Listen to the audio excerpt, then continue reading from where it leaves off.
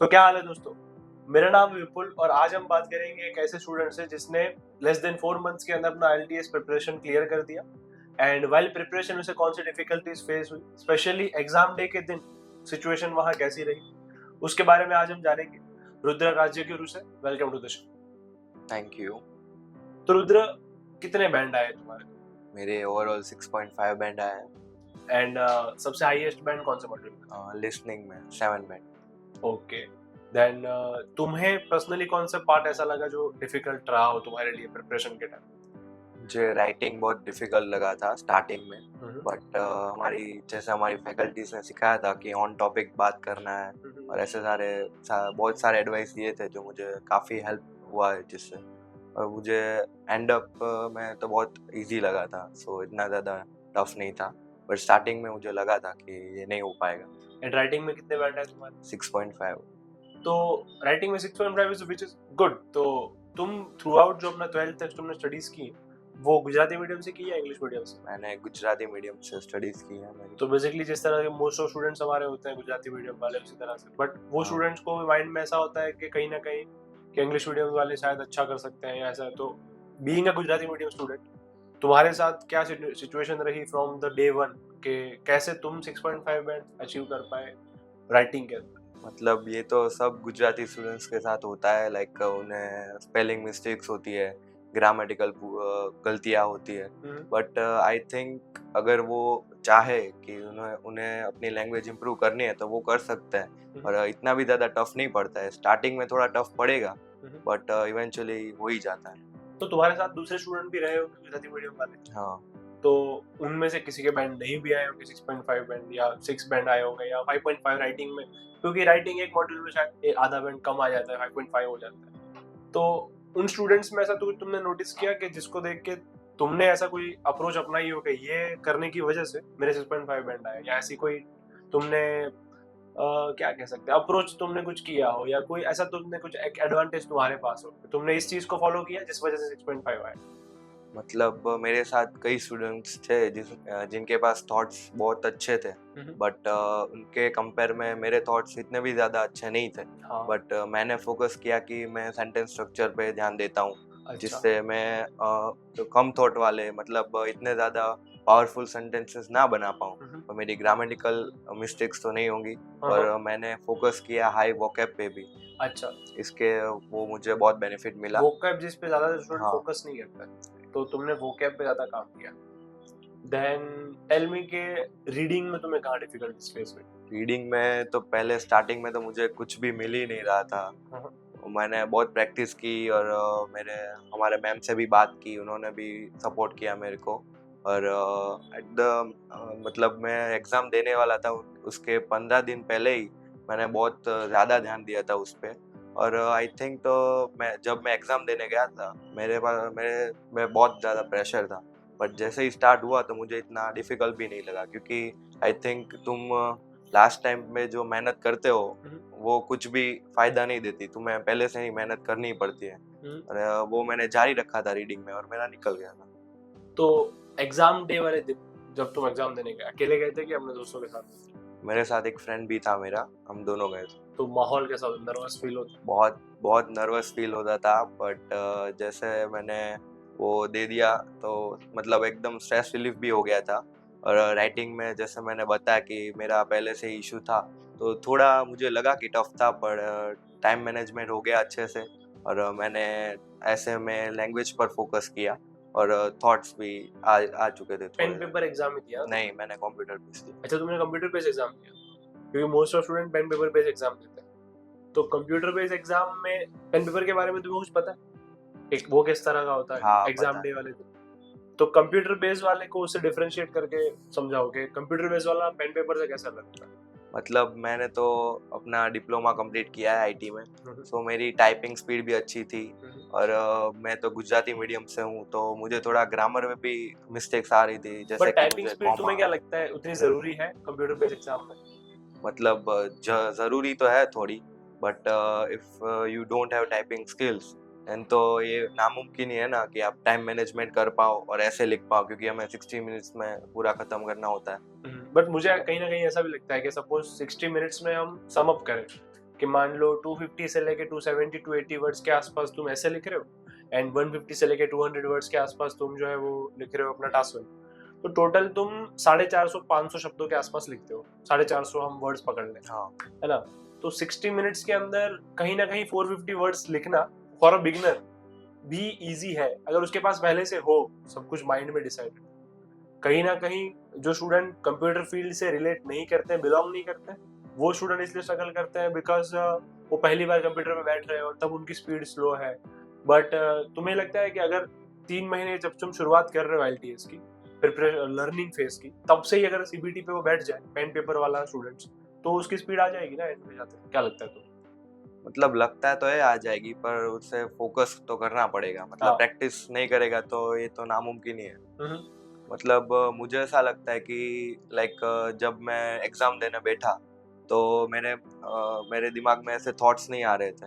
हाँ। मतलब if I have typing skills but and time में मुझे थॉट ही नहीं आ रहे थे। हाँ, ये काफी ऐसा सारे भी हो स्टूडेंट के सकता साथ है। ऐसा होता है हाँ कि उनके पास स्ट्रक्चर होता है, वो शुरुआत करते हैं एंड फिर अटक जाते हैं, फिर उन्हें वो स्टार्टिंग ही नहीं मिल पाती। तब तुम क्या करते हो?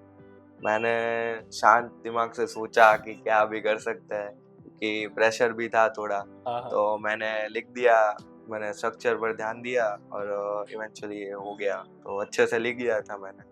अगेन ये मेजर डिफरेंस क्या होता है पेन पेपर वाले में? जैसे सपोज के एग्जाम डे है, तुम्हारे दोस्तों ने पेपर भी दिया होगा, हाँ दिया था। तो उनका फर्स्ट डे जैसे ही वो एग्जाम देने गए एंड तुम भी गए अपने CBT वाले सेंटर पे, तो इन दोनों में क्या डिफरेंस रहा? आई थिंक तो मैंने उन लोगों से सुना था कि ज़्यादा तो डिफरेंस नहीं होता है, बट उन्हें वो अप्रोच ज़्यादा अच्छा लगा क्योंकि उनको ग्रिप आती थी। लाइक पेन पेपर में हम देते हैं तो रीडिंग में भी हम इजीली पॉइंट आउट कर सकते हैं हाथ से। तो कुछ लोगों को ऐसे ज़्यादा उसमें ग्रिप मिलती है और मुझे कंप्यूटर में ग्रिप थी मेरी तो थोड़ी, तो मैंने ये अप्रोच ट्राई किया। और जैसे मेनली मैंने काफी सारे स्टूडेंट से सुना है ना, तो वो लोग ये कहते हैं कि CBT वाले एग्जाम में कम बच्चे, तुम जैसे कितने लोग थे CBT पेपर जब एग्जाम देने तो गए, तो वहाँ उस स्लॉट में कितने लोग थे? बैरली 6 से 7। 6 से 7 लोग एक स्लॉट में। हाँ एंड पेन पेपर में कितने होते? वो तो मुझे आइडिया नहीं है अभी तो।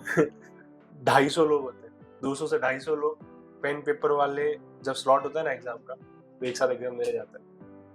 एंड ये चीज जो है ना वो हालत खराब करती है, हाँ बहुत। बिकॉज अब 6-7 लोग हैं, उसमें भी तुम 2 दोस्त हो, तो तुम्हारा वो ऑरा बना हुआ है। और जब तुम 250 लोगों के बीच में जाते हो ना, तब माहौल टाइट होता है कि हाँ अब ये नर्वसनेस वाला सीन है। मुझे तो 6-7 लोगों में भी नर्वसनेस हो रही थी। तो अब तू वो सोच तो के तेरे साथ 200 लोग और जज करने वाले हैं, वो भी देख रहे हैं दूसरे को।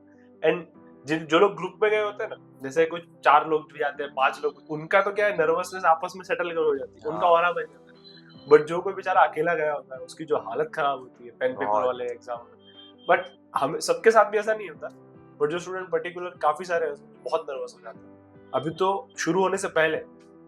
फिर वो लोग कभी कभार क्या करते हैं कि पहले, मोस्ट ऑफ टाइम हमेशा ऐसा करते हैं कि लड़कियों को अंदर बुलाते हैं और लड़के तब बैठे हैं, अब वो प्रोसेस शुरू हो चुका है। वो जो step by step nervousness create होती है ना, वो काफी ज्यादा बढ़ी है पेन पेपर वाले में खास करके। देन CBT में फिर तुम्हारा सबसे पहला मॉड्यूल जो आता है वो कौन सा रहा, उसके बाद क्या आया? आई थिंक पहले तो मेरा लिसनिंग आया था, फिर मेरा रीडिंग आया था और लास्ट में राइटिंग था। तो ये जब एक मॉड्यूल से दूसरे मॉड्यूल में शिफ्ट होते हैं, तो वो स्टार्ट करने का ऑप्शन तुम्हारे पास होता है या अपने आप ही स्टार्ट हो जाता है? वो तो अपने अपने आप ही स्टार्ट हो जाता है। मतलब वो कुछ टाइम देते हैं, फिर ऑफिसर आते हैं और स्टार्ट करने को बोल देते हैं, तब we are suppose to start. अच्छा, एंड अगर तुम्हें इन बिटवीन मान लो कि वॉशरूम ब्रेक लेना हो? नहीं जा सकते। वो बोलते हैं, मुझे ये प्रॉब्लम मैंने फेस की थी। हाँ मतलब मुझे राइटिंग का, मेरा रीडिंग खत्म हुआ, फिर मुझे राइटिंग के पहले जाना था। हाँ मैंने बोला कि can I go to washroom, then he said that तुम राइटिंग स्टार्ट कर दो, फिर टाइम शुरू हो जाएगा तब जाना, वो तुम्हारे पर है। 60 मिनट आपको कैसे वेस्ट करनी है या वो आपको आप कैसे कुछ भी करना है। बट लाइक राइटिंग में तो क्या है ना कि सपोज तू ज्यादा जल्दी टाइप करके टास्क 1 20 मिनट की जगह 15 मिनट में किया और 5 मिनट जाके आ गया, है ना? वो तो मुझे लगता ऐसा है कुछ ये पहले मिथ है, मुझे लगता है क्यों? कि वो होता ही नहीं है। ऐसा आप उस दिन नहीं होता, उस दिन नहीं होता। आप मान लो प्रैक्टिस में या तो क्लास हो में जब जाएगा, मॉक दे रहा है तब हो जाता होगा, हो जाएगा, बट उस दिन नहीं होता। नहीं ऐसा होता। लगता है तुम? वो एसी में भी पसीने छूट रहे होते हैं, ऐसा ये नर्वस वाला होता है। ये तूने तो CBT दिया, एंड पेन पेपर में कभी कभार क्या होता है, स्टूडेंट्स के ना अब लंबी लंबी लाइनें लगी होती है, ऐसे 5 10 15 लाइनें इस तरह लगी हुई हैं, पीछे बहुत सारी लाइनें बच्चे बैठे हुए हैं। कुछ स्टूडेंट जो है उनके एग्जैक्ट ऊपर एसी आ जाता है, तो अब वो जो नीचे वाले स्टूडेंट है ना, उनके ऊपर इतना ज्यादा एसी का फ्लो आता है कि बहुत ठंड लगती है उनको। तो मैं वो भी उनमें से एक था। तो अब होता क्या है कि वो शुरुआत करते हैं, जैसे हाँ। तूने लिसनिंग से शुरुआत की, फिर रीडिंग, फिर राइटिंग। पेन पेपर वालों के पहले आता है राइटिंग, फिर लिसनिंग, फिर रीडिंग। तो अब बहुत ज्यादा टाइम अगर वो जाते भी है ना वॉशरूम, तो कम से कम 10 से 15 मिनट उनको लग जाते हैं हाँ। जाके आने में, क्योंकि वो एक बार वापस आउट एंट्री करेंगे, फिर इन एंट्री करेंगे, बहुत ज्यादा टाइम उसमें चला जाता है। देन तेरे ये मॉड्यूल एक के बाद एक सारे चलते हैं, जैसे लिसनिंग में तेरे 7 बैंड आ गए, अच्छा है सर, पर तुझे तब तो नहीं बता रहा होगा कि हाँ। लिसनिंग में उतने आ गए। मतलब पैराफ्रेज ज्यादा था, अच्छा, लिसनिंग में ऐसा पूरा पैराफ्रेज ही था। वॉइस पे बहुत ज्यादा ध्यान देना पड़ा था, पर हो जाता है, इतना भी टफ पर वो नहीं। बाय द प्रैक्टिस लिसनिंग में हाँ, तो वो तो हो स्टूडेंट्स जाता है। अच्छा कर ही लेते हैं। वही एक ऐसा है मॉड्यूल जो ओवरऑल बैंड स्कोर को हाई ले जाने में हाई मदद करता बहुत। है ना।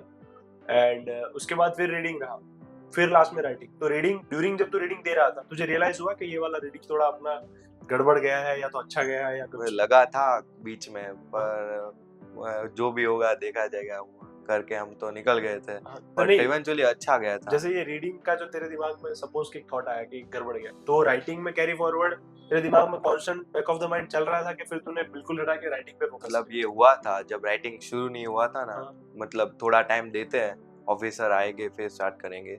बीच में लगा था, पर मुझे लगा कि अभी वो फोकस करूंगा तो मेरा राइटिंग छूट जाएगा, तो मैंने उसमें फोकस ही नहीं किया और राइटिंग मैंने शुरू कर दिया था अच्छे से। बिकॉज काफी बार स्टूडेंट के साथ ऐसा होता बहुत है होता है। उनका रीडिंग में अगर कुछ छूट गया, एंड वो कैरी फॉरवर्ड उनका back of the mind thought चलता रहता राइटिंग में, और फिर राइटिंग को भी वो गड़बड़ कर देते। मैंने सुना था, मेरे फ्रेंड्स से जो देकर आए थे कि वो हमारे दिमाग में ही रहता है, तो मैंने ये एडवाइस अप्रोच कर तो ली थी तूने और वो मुझे, सीख लिया कि वो बेवड़े को सीख देख लिया। के दारू तो नहीं पीना चाहिए अपने हाँ। वो पढ़ा है अपने उस वही। गलती में से सीख लेते हैं। तो ऐसा काफी अच्छा किया तूने, कि वो गलतियों में से तूने सीख लिया। देन स्पीकिंग में कैसा रहा? स्पीकिंग में तो नर्वस तो मैं बहुत था, पर जैसे ही मैं बैठा मेरे दिमाग में थॉट आया कि अगर मैं नर्वस होऊंगा तो अच्छा तो जाने ही नहीं वाला। मतलब मैंने एकदम फ्री में बैठा था। सामने कौन अच्छे था, से फीमेल था कोई कि मतलब फीमेल एक मैम थे, हाँ, बट मैं बहुत रिलैक्स था। हाँ। मतलब मैं स्ट्रेट फॉरवर्ड था कि अगर मैं इसमें नर्वस हुआ तो मेरे तो बैंड जाने ही है। उन्होंने तुझे कंफर्ट फील करवाया कुछ जाते ही, ऐसा कुछ स्माइल वगैरह देख के या नहीं, वो तो स्माइल तो मैंने एक भी बार नहीं देखी थी। कुछ उनके मुंह पे? एक भी बार नहीं। देन फिर जैसे इंट्रोडक्शन से शुरू हुआ, फिर क्यू कार्ड पे गए, तो तू कंटिन्यूअस क्यू कार्ड में उन्होंने स्टॉप करवाया तब तूने किया या? उन्होंने स्टॉप करवाया था मुझे। अच्छा, तू अपने हिसाब से स्टॉप नहीं हुआ। देन फॉलो अप के बारे में? फॉलो अप मुझे कंपेयर करें अब दूसरे स्टूडेंट से तो बहुत ज्यादा पूछे गए थे मेरे से। दूसरे स्टूडेंट के मुकाबले? हाँ, बहुत पूछे गए थे मेरे से। अच्छा। और आई थिंक मैं जब आप मुझे सवाल पूछते हैं तो मैं उसका एक आंसर देता हूँ, तो आप और उसके डीप में जाएंगे और दूसरा सवाल हाँ, वो पूछेंगे, ऐसे वाई ही। वाई पूछते रहते हैं वाई कि वाई अगर तूने कुछ भी आंसर दिया फिर वो पूछेंगे वाई, कुछ भी आंसर दिया फिर वो पूछेंगे वाई। अब कभी कभार तो अभी रिसेंटली मेरे कुछ स्टूडेंट के साथ ऐसा भी हुआ कि वो लोग क्यू कार्ड बोल रहे हैं, उसके बीच में पूछ लिया वाई। ये कभी तूने सुना पहले? हाँ, सुना तो था एक बार, हाँ, पर मेरे से हुआ नहीं। स्टूडेंट्स मेनली प्रैक्टिस कैसे करते हैं कि क्यू कार्ड बोला, 2 मिनट बोलने की प्रैक्टिस करते हैं, बीच में वो अटकने वाली प्रैक्टिस उनको होती नहीं है। तब वो जो वो लोग क्या करते हैं, जानबूझ के फ्लो को तोड़ते हैं। तो स्टूडेंट को लगता है यार ऐसा कैसे हो गया, बोलते बोलते रोक दिया, मैं तो पूरा परफॉर्म करने वाला था। पर वो लोग उसी को टेस्ट करते हैं कि ये ट्विस्टेड क्वेश्चन तुम कैसे, तुम्हारा फ्लो तोड़ने के बाद भी तुम बोल पाते हुए। अच्छा, देन और कुछ अपने एक्सपीरियंस के बारे में, तुम्हारे हिसाब से तुम्हें क्या बढ़िया लगा एलटीएस की तैयारी करते टाइम? उससे अच्छा मुझे ये बता, फ्रॉम डे 1 तुम्हारा इंग्लिश कैसा था, एंड नाउ जब तुम्हारे पास 6.5 है, तो अब तुम्हें अपने इंग्लिश में क्या इंप्रूवमेंट फील होता है, क्या चेंजेस लगते हैं? मतलब डे 1 में तो मैं लाइक इंग्लिश में कुछ भी बोल देता था, और स्ट्रक्चर तो था ही नहीं, मतलब दूर दूर से था ही नहीं स्ट्रक्चर तो। और जैसे मैं प्रैक्टिस करता गया, और आई थिंक ज़्यादा तो उसमें जो फैकल्टी थी उन्हें बहुत सपोर्ट किया था, और जब भी मुझे कुछ नहीं आता था तो मैम या सर जो भी होते थे वो पर्सनली भी मुझे सिखाते थे। और आई थिंक नाउ जब मेरे पास 6.5 बैंड है, इट इज़ रियली गुड। तो अब तू कॉन्फिडेंट में फील करता है किसी से बात कर लेगा हाँ, इंग्लिश? अभी तो किसी से भी कर लेंगे, अभी तो कॉन्फिडेंस। और डे 1 पे कैसा होता था, बात डे करता था वन किसी से? डे वन पे तो हाथ भी खड़ा नहीं होता था जब मैम के पूछते थे कोई हाँ। भी सवाल तो भी। चलो बढ़िया। तो ओवरऑल तो तेरा ऐसा नहीं था कि मुझे 8 बैंड चाहिए या 9 बैंड, या तेरी प्रिपरेशन नहीं की तेरी अपने 6.5 तक की मेरे को चाहिए? मेरा मानना तो यही है कि आप जो भी ख्याल करोगे कि मेरे 7 या 7.5 आएंगे, हाँ। उससे एक बैंड कम ही आता है। कम वो ही तो आता। कम ही आता है। मैंने अज्यूम किया था कि मेरे 7.5 आएंगे, हाँ, हाँ। 6.5 आए मेरे। बट काफी सारे स्टूडेंट का ऐसा होता है कि मेरे को तो 7.5 बैंड चाहिए, 8। अब किसी किसी की कोर्स रिक्वायरमेंट भी होती है, हाँ बट नॉर्मली स्टूडेंट के 6.5 बैंड में काम हो जाता है। तो ये सारी चीजें हैं। गुजराती मीडियम वाले, जैसे तू गुजराती मीडियम स्टूडेंट है, तो तेरे 6.5 बैंड आना इज गुड के बाकी स्टूडेंट भी समझ पाए कि हाँ नहीं गुजराती मीडियम वाले भी ले पाए। बिकॉज जब गुजराती मीडियम स्टूडेंट आता ही है एलजीएस तैयारी करते हैं, तो वो पहले से नर्वस होता है, उसने कभी बोला नहीं होता है, उसको लग रहा होता है कि अरे यार इंग्लिश मीडियम वाले गुजराती मीडियम स्टूडेंट में मुझे तो लगता है मेनली तो स्पेलिंग में भी बहुत बहुत मतलब स्पेलिंग में बहुत बहुत गलतियां निकलती हैं। और हमें लाइक स्पीकिंग में तो होता ही है पहले से, but I think the major factor is spelling spelling mistakes. Mistakes because Gujarati medium student ने यूज नहीं किया इंग्लिश को, हाँ। है ना, उन्होंने कंटेंट कंज्यूम किया है। काफी सारे स्टूडेंट अब तो मैं देखता हूँ कि वेब सीरीज काफी कंज्यूम करने लगे इंग्लिश में, कोई कोई गाने भी सुनते हैं, कोई कोई तो, बट जो लिखना भी है फिर बोलना भी है, वो सारी प्रैक्टिस की कमी की वजह से कहीं ना कहीं इशू हो जाता है। Thank you Rudra for this all information. Now and let me know अगर आपके कोई क्वेश्चंस हैं कमेंट सेक्शन के अंदर, हम आगे इस बारे में बात करेंगे। तब तक के लिए गुड बाय।